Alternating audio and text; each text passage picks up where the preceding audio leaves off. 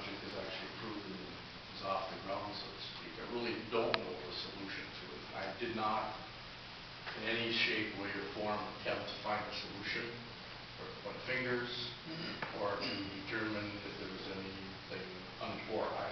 I was basically focused on solving a problem, and I think the promissory note, based on if the project had gone through the payments, is a reasonable solution, and perhaps the only one. So I don't have a recommendation other than the fact that I think this is the best solution. I don't know that the alternative is going to solve the problem. It isn't like we've got a choice between a strawberry sundae and a chocolate sundae.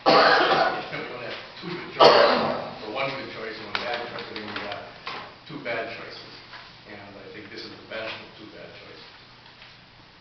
The other choice being some sort of action and getting a judgment and then trying to collect it and essentially causing more problems. I think they would solve with that situation. I mean, that's my assessment. I could be wrong. There's only one way to really find out is to go ahead and do it.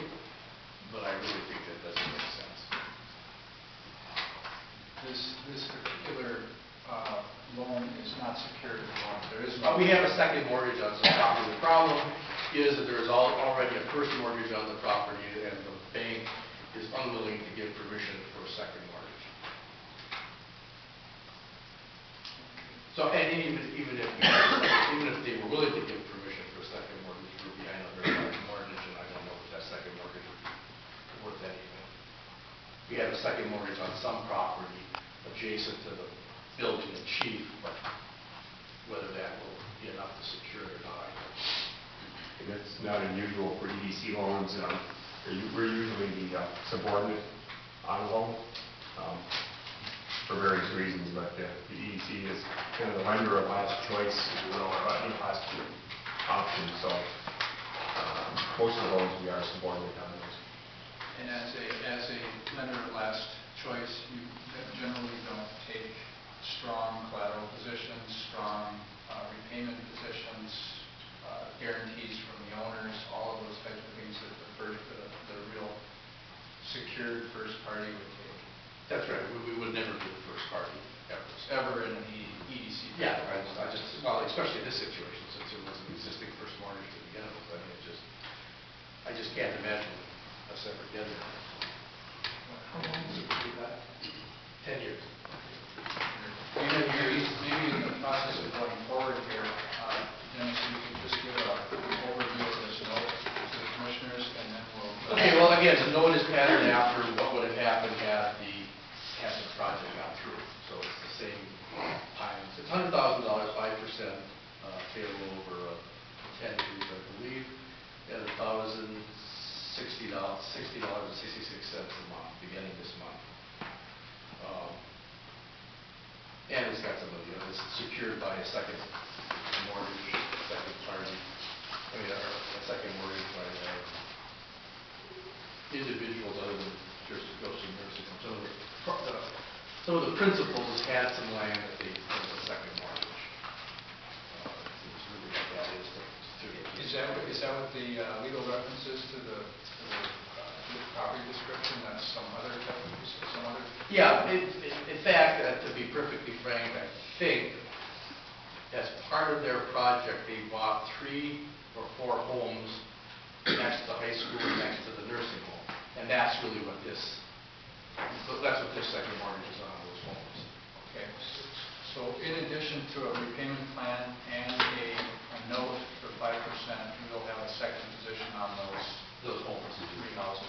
But as I understand it, those homes basically are empty, and like there's people that are renting in those homes that are real concerns.